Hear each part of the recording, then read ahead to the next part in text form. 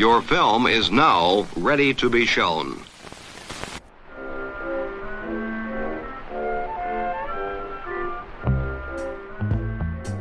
Good morning. I'm Justin Hendricks, editor of Tech Policy Press, a nonprofit media venture intended to provoke new ideas, debate, and discussion at the intersection of technology and democracy. Helen Nissenbaum, a philosopher, is a professor at Cornell Tech and in the Information Science Department at Cornell University. She is director of the Digital Life Initiative at Cornell Tech, which was launched in 2017 to explore societal perspectives surrounding the development and application of digital technology. Her work on privacy, trust, accountability, security, and values in technology design led her to collaborate on projects such as TrackMeNot, a tool to mask a user's real search history by sending search engines a cloud of ghost queries, and Ad Nauseam, a browser extension that obfuscates a user's browsing data to protect from tracking by advertising networks. Building on the ideas behind such projects, in 2015 she co-authored a book with Finn Brunton called Obfuscation, a User's Guide for Privacy and Protest. The book detailed ideas on mitigating and defeating digital surveillance. With concerns about surveillance surging in a time of rising authoritarianism and the advent of powerful artificial intelligence technologies, I reached out to Professor Nissenbaum to find out what she's thinking in this moment and how her ideas can be applied to present-day phenomena. Helen Nissenbaum. I'm a professor of information science at Cornell Tech, where I am the director of the Digital Life Initiative. Professor Nissenbaum, it's great to speak with you today. My initial thought to speak to you came in a conversation I was having earlier this year where someone said, "You remember that great book, Obfuscation, A User's Guide for Privacy and Protest?" They were thinking, maybe we need to go back to that work and some of your other work and kind of think through in this moment where there's such heightened concern about surveillance. There are so many things happening in the world, in this country, in the United States in particular, that have us focused on questions of, personal freedom, personal information, the tensions between what we do online, what we do in the physical world, and the extent to which those activities are surveilled. I'll start just by asking you a couple of basic questions. I guess the first one is really around your sort of theory of contextual integrity, the way you think about privacy in the modern age. It feels important to me that the listener hears from you where you're at on that, how you explain that. I felt a lot of concern at the way privacy was, the approach that people were taking to privacy protection outside of the domain of government, where we had some regulation. And it was through this mechanism of notice and choice, and I think we're all familiar with privacy policies and so forth, and how absurd they are, and continue, by the way, to dominate.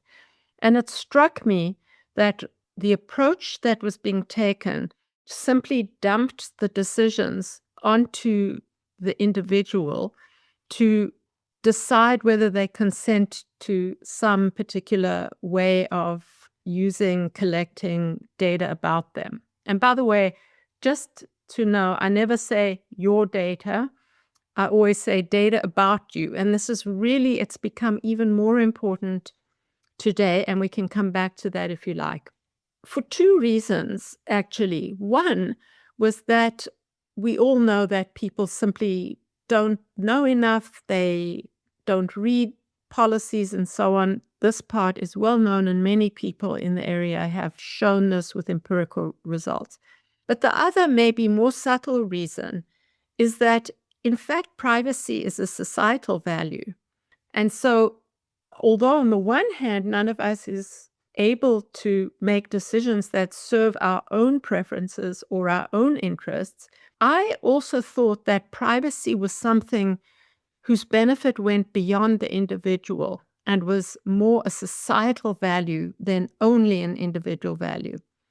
And the theory of contextual integrity, one of the main propositions of that theory is to claim that privacy is not just an individual good, but it's a societal good. The idea behind contextual integrity is that privacy is appropriate flow of information in societies, and that the evaluation of whether a flow is appropriate or not depends on the context or social domain in which this flow was taking place. So that's roughly it. And the theory develops an idea of contextual norms and what the constitution of the norms and so on. But the whole basic idea then, like the one-liner, is privacy is appropriate flow about an individual. And second is that appropriate flow serves individual good, but it also and maybe predominantly serves societal good.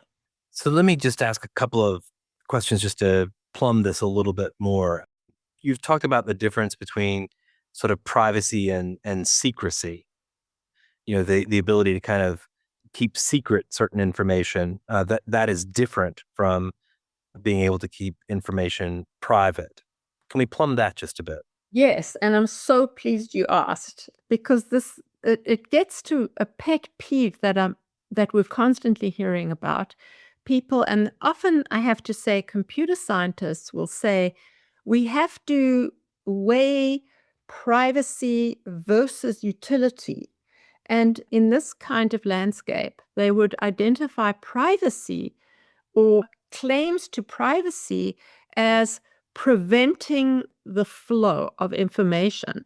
So instead of saying privacy versus utility, what they really should say is that it's the stoppage of information flow. I use the term secrecy, which is the kind of appropriate term for that, like stopping information leakage versus utility, because contextual integrity wants to say that appropriate flow should serve utility in its different manifestations. And so I clearly want to distinguish between secrecy, which is sometimes good and sometimes problematic, versus contextual integrity, where what we're seeking is appropriate flow. And sometimes, by the way, it means flow, meaning it's a good thing that information is flowing. So the idea that the context can change and the way we think about what is appropriate with regard to privacy can change as well. I mean, I suppose that slightly brings us to the moment. The context has changed over the last couple of decades, not just in the United States, but certainly it feels that the context has changed drastically, even here in just the last several months. When you started studying these things in 2004, or, around the time that your paper on contextual integrity was first published, we were at the dawn of the internet age, the browser, the ad tech ecosystem. Fair to say social media was a relatively early concept. I think Facebook was founded, for instance, in 2004. Observing how the world has changed in those 20 years. Right. So this is also a good moment, Justin, to just mention that among the regrets is to use a term like context, which has so many different meanings. And I have a couple of articles, somewhere in my list of publications that, by the way, anyone can download for free, sadly, including the Gen AI scrapers, but we'll get to that. And the question is, what do I mean by context and contextual integrity? And really what I mean is social domain. So when we talk about healthcare, that's a social context. So we're talking about social context, education, politics, family and social life, commerce. These are contexts. Things change, so technology changes, but when we say that we use the telephone and now we're using WhatsApp, the context hasn't changed. If we're talking to friends, if we're talking to physicians, if we're talking to the members of Congress representing us, those are the different contexts that we live in our social life, different contexts, different norms. Now, the changes in technology, the changes in what is possible and not possible, and the environment, many changes that we could also call contextual changes, can affect the norms. So it could be that you could always be asked what your social security number was. That used to be okay. Let's say when you went to buy something or apply for a job. And we found that information in certain contexts made it possible for people to steal your identity. And so, yes, the norms, the expectations that people have about what's appropriate flow in fixed, in given contexts, that can change. Absolutely must change also to enjoy the benefits of technology. What has changed, you think, in those 20 years? What would you point to as the most significant things that have changed? So, from the point of view of contextual integrity, we have this thing called the norm, a contextual norm. That norm, sorry to get into the weeds, has 5 parameters. When you're describing a flow of information, either one that you're considering whether it's appropriate or not, or maybe you're designing a technology and you want to figure out what you should allow and what you shouldn't allow with this technical system, we represent a flow in terms of who's sending the information. So it's sender, receiver, data subject, the type of information, and something that I call a transmission principle, like under what conditions is this information flowing. And when we give values for those parameters, we do it in terms of roles.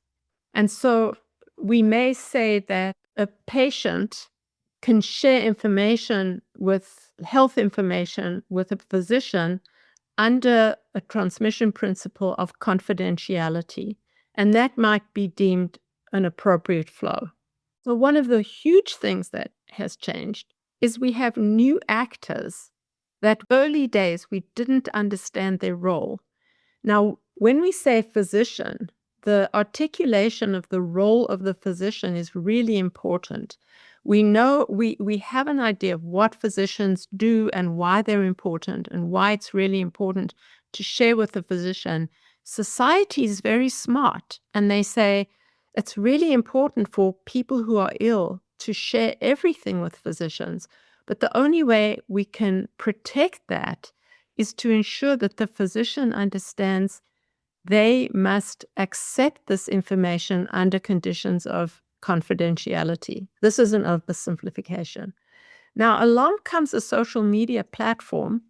Let's go with Meta or Facebook. And we haven't characterized that actor. And actually, we've had this before. This is not a completely not. In fact, you could say the Hippocratic Oath was that. What Hippocrates was noticing was that there was this individual who was a physician, and now we had to create the rules around a physician. And when we had telecom companies who could have access to a person's conversations, the law came in and said, this is what a telecom provider is, and here are the rules regulating what a telecom company can and cannot do. Cannot record the conversation except little bits of it to ensure the quality of their wires was good. But they couldn't record and then come back later and quickly see what conversation you were having with your spouse, with your investment advisor, and so on. And so we're in this gray area where there are now actors in society who are receiving and gleaning information, and we haven't figured out how to solidify the roles such that we know what the norms are in relation to those entities. That's a huge change. You're asking me a change. That's huge, and it's a huge threat. Seems like a compounding one, particularly in the age of AI. You must be thinking about this, daily, just what it means to have such huge amounts of information hoovered into these, foundation models. Yeah, absolutely. Once again, when we talk about utility, when we're talking about benefit, there's always this very slapdash, I think, lazy way of talking about it, where people will say, oh, well, there's the benefit to humanity. And of course, we have to pay the price. It's like cost benefit, without digging in and saying, let's be clear about the precise flows of data which we should try to promote in order for the benefits to accrue to society at large. Nobody is supporting that kind of thinking, unfortunately. Let's talk about this concept of obfuscation and this book that you wrote 10 years ago. So I suppose 10 years after this concept of contextual integrity, you released this book. And you talk about the idea of obfuscation, what it is. You call it the production of noise modeled on an existing signal in order to make a collection of data more ambiguous, confusing, harder to exploit, more difficult to act on, and therefore less valuable. I mean, the entire book is, about ways to think about how to do that, how to essentially frustrate systems that would collect the data or would sit atop those flows of information and gather information, or perhaps otherwise would surveil people or society. How has your thinking about the concept just of obfuscation changed in the 10 years since you wrote this book? So let me just say a couple of things. Firstly, the manifestation or the recognition that obfuscation was a thing came about because of these products, these systems that Daniel Howe had created. I was, I went to him with a problem. I thought this could be a solution, and Daniel then generated first Track Me Not and later Ad Nauseam. And this was really instrumental to see it in its function. And it really has taught me a lot about how difficult it is to put something out into the world, a piece of technology, good technology, and have it just be just really hard to break in. So that's the one side. And it was talking when I was at the time this was happening, I was at NYU in the Information Law Institute, and I had a couple of postdocs, Finn Brunton being one of them. And I was describing how shocked I was when I went to the university and I was describing this work with Daniel. And one of the first questions during Q&A was like, how can you do that? That's immoral. You're lying. When you were searching for when Track Me Not was searching for was producing fake searches. Somehow the ethics of that struck someone. And anyway, I was talking about that, and Finn said, well, it's really interesting because this approach, this obfuscation approach, you haven't invented it. Actually, it's historical. It happens in nature. Animals do it. Insects do it, and so on. But what we did try to do is characterize the exact circumstances under which justify obfuscation, because we also understood that obfuscation could be used as a weapon of the strong against the weak, and I think we're experiencing that with our current administration. But it's also sometimes the only tool, a weapon, that the weak have against the strong. And I think that's the part of it that remains absolutely the same. The way in 2006, we were inspired by this. When I say we, Daniel and I, and in 2014, Finn and I really tried to bring this out in the book. And I can say more about it, but I'll pause there for a sec. Wanted to get more into this idea of obfuscation as the weapon of the weak, the tool for small players against more powerful adversaries. And you obviously recount many different versions and forms of obfuscation in the book, many of which are themselves, I suppose, in a context of web and technology, as it were, 10 years ago.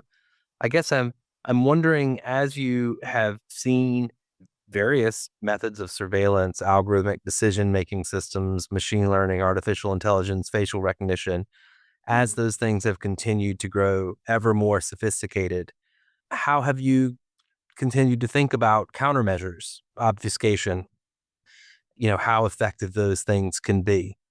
Just coming back, if we think about obfuscation as a type of tool, having gone through the argument, having felt it necessary to address people who said this is a problem. They would say things like you're free riding, you're poisoning the data lake, you're lying, all of these things. It was really important, and this is where contextual integrity connects with obfuscation. It was really important in the instances of obfuscation that I think are good ones, and I want to think the ones that I've developed with Daniel and others, I want to think they're justified, is that I consider what's going on is that inappropriate data flows, and we can call them problematic instances of surveillance, are taking place and they're not being addressed. And because they're not being addressed, and I think one of the reasons is that, again, the more powerful, the more wealthy, the more in the know, and so on, who hold the strings, many of the strings in society, are able to capitalize on the vacuum in sensible policy making to perform some of these profiling activities and, I would say, unfair discrimination against certain parties. So that, to me, justifies some of the obfuscation. It's not just like, oh, obfuscation is a good thing. First, you have to justify it in terms of violation of certain kinds of values, including privacy. So that's how these two things come together, and why you can think of obfuscation as a solution to some of the surveillance. And I say some because I don't know that it's a solution to all. Now, when Daniel and I wrote one of our articles in which we were addressing these concerns that had been raised by Track Me Not, and we end that article by saying, the world that we want to get to is a world where you don't need us. So it's like, we want our tool to be such that, and potent enough, that these folks will come to the table and be willing to hash out acceptable policies of. Now, the word surveillance has a negative taint, and maybe it should be kept as a negative taint, but maybe we should say oversight and so on as the positives. Sometimes it's a good thing, sometimes it's problematic. Let's hash it out. If you don't, we're just going to obfuscate. So it was sort of a tool and a weapon to get us to the point where we're not needed anymore. That was like, oh, the heavens will open, the sun will shine. And unfortunately, that never happened. And that leads us to where we are today. And the question, I suppose, is if nothing happened, if the conditions essentially just got sort of worse, I suppose that means to you that the ethical justification for obfuscation is just simply more clear. Yeah. But that doesn't necessarily mean that the kind of technical means to obfuscation have gotten easier. It seems like they've gotten far more difficult. Yes. And I mean, I've got the thought, I've even come to this way of thinking that we have to actually create a startup, because we need to find a way to support it. Anyone who's created open source systems knows that it's all very nice and exciting to create the system, and then you have the task of maintaining the system. And it's not just maintaining the system against an unchanging environment. It's that the very environment you're in keeps changing. And the only way you can have your system keep working is you have to adapt the system. So we know that the browser, the evolution of because we sit in as an extension of now I'm just talking about our products. I know that there are others, and maybe they've solved problems we haven't, but thank God for open protocols, because that's the only web protocols. That was the only way we could do it. Secondly, we could do it in Firefox because they were open to it. Chrome, we've had a lot of trouble. We've been banned. Safari, we didn't even try because Apple's such a closed system. So there's a lot of pushback constantly, and you go backwards if you don't go forwards. There's no standing in place. And nobody is really eager. Nobody with money, power, and so on is eager to assist in an effort like ours, because obviously it goes against their benefit. However, what really always puzzled me was why certain members, commercial actors, wouldn't want a tool to obfuscate. So if you're, again, I'm coming back to investment advisors, maybe you're a bio startup and you've been doing searches on certain patents relating to your latest invention. Now, copyright holders must be terrified. So it's not that it's just like, oh, private individuals fighting off everyone else commercial in the realm.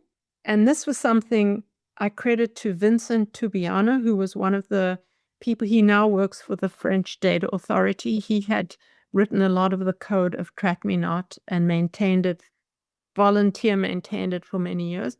He was like, companies should be worried that Google is maintaining record of all searches and could, and who knows what they're doing, could analyze what companies are interested in, what investments they may be looking at, and so on. So this actually, and now maybe we will be able to attract attention of other business parties who are aware that what they're doing could be gobbled up by the big AI tech companies. In a way that it's sort of like this approach to artificial intelligence that we're watching in the world, it almost makes everyone vulnerable. It increases maybe, who would fit into that category of vulnerable populations that you had imagined in your book. Exactly. And I'm sure we all feel it. We want to post academic. I want to post everything that I've done on my website, and I want it to be free because I'm getting a salary, but I'd love my ideas to spread. So on the one hand, I want to push stuff out. On the other hand, do I want to make it so that any old scraper can come along and just scrape that material? And the very thing that feeds my career is credit and attribution. It's not necessarily money. I mean, I'd love to make money off of these things, but forget about it. But if someone's going to invent the ideas that I have already invented and not credit me, then I lose the, what's the right word, currency of my trade. And this could apply to anyone who deals in sort of information goods, including artists. What you just said, this is the fundamental argument that many artists have been making, but also people from different crafts and other types of cultural makers, if you will. And now maybe more professionals are beginning to recognize the same principle, that there's something inherently a kind of theft that's occurring. And yet there's a powerful set of arguments that are, well, backed by billions in marketing, that this is progress. We're better off if we're able to take Helen Nissenbaum's ideas, synthesize them with machines, and come up with the next set of hypotheses that she simply wasn't fast enough to get to. Yeah. I mean, on the one hand, I'm just like, yeah, that's exactly the argument. And we can launch into, we could say things like, I have a right and so on. And I don't even want to go there because, to be honest, I think those kinds of arguments just fall on deaf ears because we're so used to saying, oh, well, if people are going to love cheap hamburgers and terrible French fries, let them. If I'm a chef who wants to give fresh or nutritious veggies and no one comes to my restaurant, well, that's just so be it. That's the way it is. And we can't say like, oh, I have a right. No, we have every entitlement to, but what's going to sway, what's going to persuade? And here it's a much more complex argument, and it may have to do with, okay, we're the first generation of academics, artists, and so on, who are going to be crunched by this big machine. And then this machine is going to produce stuff. And people, I'm not at the forefront of this discussion of how it's going to just get more and more stupid as it feeds on itself. But in the meanwhile, you're going to disincentivize people going into certain professions, for example, education and research, and ultimately everyone's going to be eating, hamburgers and fries. And because there is no way so I want to think of if no artists can make a living and so on, what's culture? Where's it going? So it's a big societal question, and I'm hoping someone can make the argument. This is not going to be the argument I'm really able to make because it feels too close to home. However, I do want to bring other people to the table to say, if you see you need your product to be out in public in order to succeed, either an artist or a business or a biotech company, you want your product to be out there because that's how you get customers and publicize and so on. And yet, if you put it out there, it's going to be scarfed up, and who knows who's going to have access to the output. And your business is in danger. Your company is in danger. Your existence is in danger. If Congress gets its way and says no regulation of AI for the next 10 years in any of the states, we're in a situation where there's not going to be any social regulation, and we have to fend for ourselves. And this is where obfuscation comes in, because the only power we have, if we can't actually shape what the big guns are doing, is to, on our side, on the client side, so to speak, create the confusion that then undermines trust in the output and the product. So that's why I think obfuscation has to be an answer, and we should work on it, everybody. How is obfuscation different from sabotage? It is a form of sabotage. So, yeah. When you talk about sabotage, you're saying, okay, someone has a certain goal, and what you're doing is to sabotage their achievement of that goal. So at a high level, that's just a specific type of sabotage that's suited to a particular threat model, if I can use that kind of security lingo. And it's justified, morally or ethically justified in a certain way. And that's how I would relate it and also differentiate it from the general pool of sabotage. One thing I found myself thinking about, just with even the concept of obfuscation, it brings to mind the idea of masks or masking identity. We're in a situation where in this country, there are masked agents of the government who are wandering around yanking people off the streets, and yet masks are discouraged among those who would protest those actions.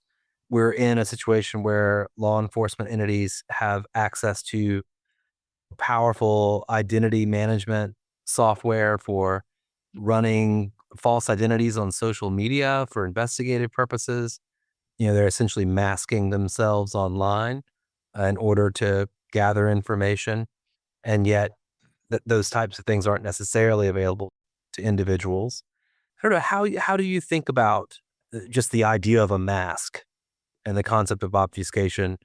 Is that part of it? Is it really about protecting identity often? Is that what this comes down to? Identity. So if I hear this is sort of interesting. So, okay, I have lots of different directions. We're concerned about identity. Identity is a piece of information about us that we've decided is important to control in certain circumstances. So we protect a person's anonymity because we think that anonymity in certain circumstances is important for the individual. It's also important for society at large, like whistleblowing, for example. And so let's say in cases that we've always respected political protest in this country in the past, and we've understood that, we've believed that in itself is a value. Nowadays, we've come to understand that we're not so great in this way, and that we have governments who may go after us for political protest. So there are different ways of addressing this identity concern. And here I want to distinguish masking or hiding identity with obfuscation. And I don't know that one is better than the other, but when you're being prevented from hiding, you may find that obfuscating is a better technique, because sometimes you can obfuscate by looking like or seeming like someone else, and the party who's your adversary doesn't even know. So, I mean, there are different forms of obfuscation, and we do a lot of that, like categorizing of it in the book. And we talk about cases where you want the party to know you've poisoned the data, and sometimes you want it to be stealth so they don't know. And I think with identity, we do sometimes want to be stealth. And it's interesting because we've had a few obfuscation workshops, and at one of them there are a couple of artists who've created like glasses. Now, what I can't remember is it outfoxes facial recognition system by enabling identification, not by, sometimes you have, like in Google Maps Street View or something, they would blur the face, but rather, yes, this is a face. We just can't link this face to your identity. So that's an obfuscating technique as opposed to a hiding technique. And one of the approaches we've tried to make is to say, well, we have a right to obfuscate. Therefore, you need the protocols to be open, that kind of thing. Fallen on deaf ears, probably. You have obviously been in conversation with policymakers, with others who are thinking about privacy legislation, regulation, tools, rules, et cetera, over many years.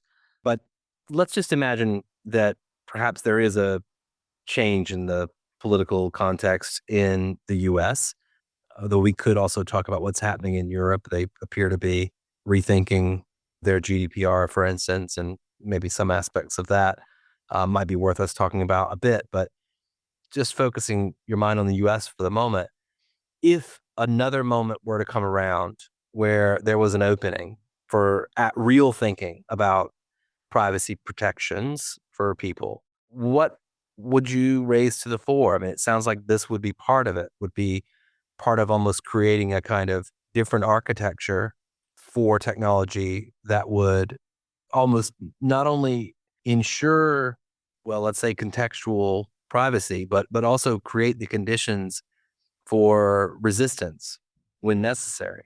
Is that right? No, well, I think you've just said it really well, which is to say, you ideally would go for good policies to improve the policies, recognizing that what we have here is a kind of free for all.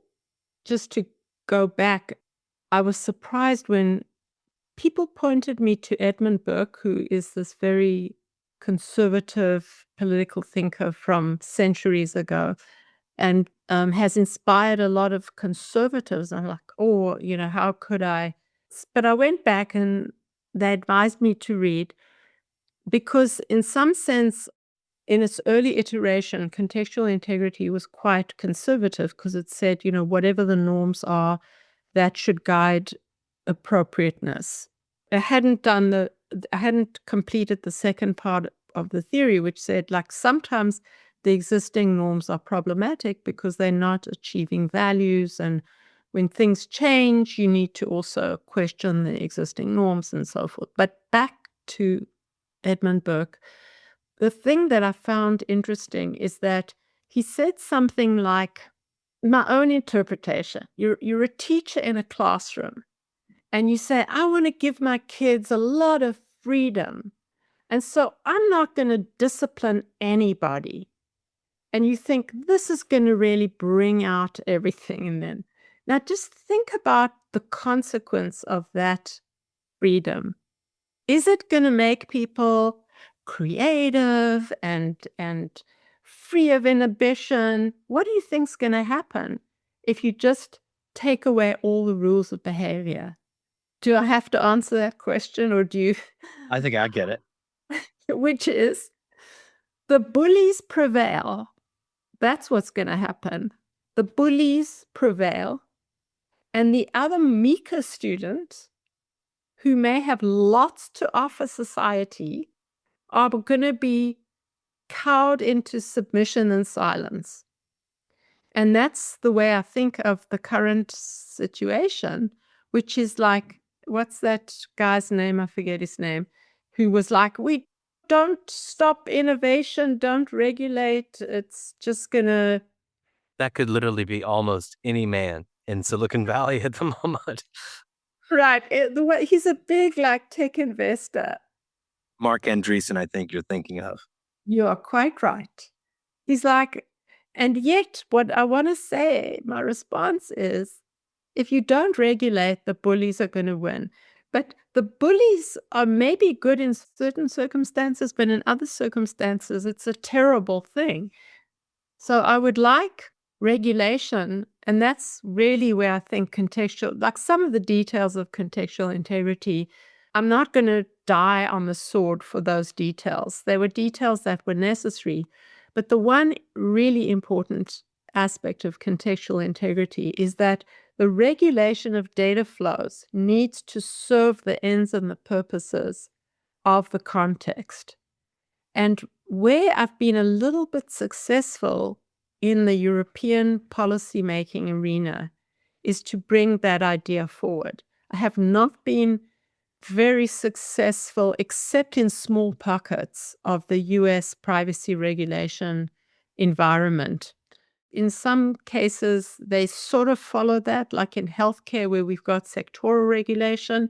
Some of that is happening, but not effectively. So if I could change the world, if I could bring about the change, I would love people to understand that privacy regulation has the capacity to promote contextual ends and purposes and isn't just about holding information secret away from the benefits it could offer.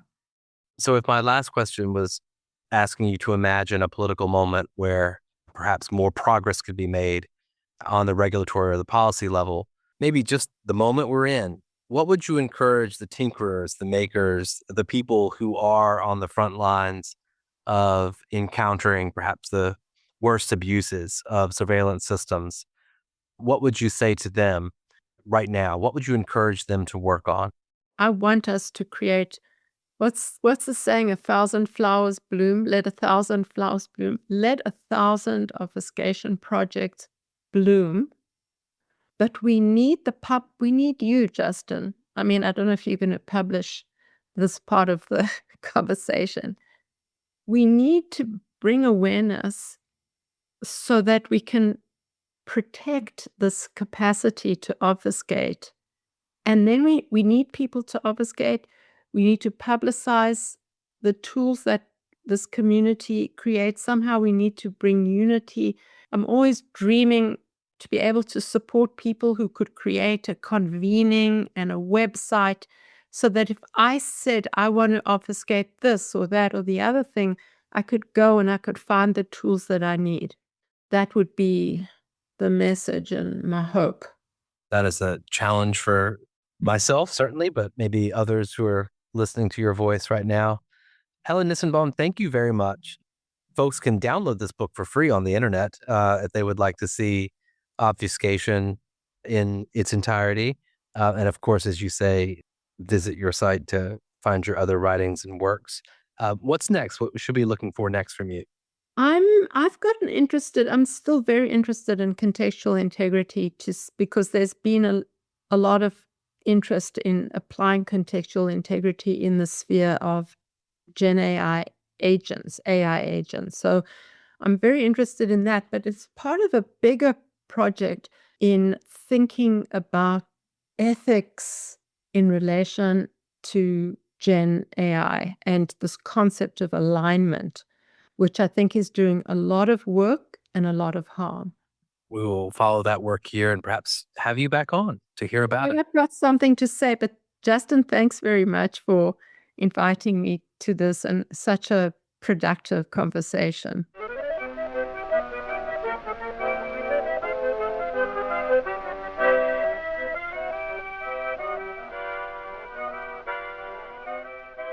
That's it for this episode. I hope you'll send your feedback. You can write to me at justin@techpolicy.press. Thanks to my guest, thanks to my co-founder Brian Jones, and thank you for listening.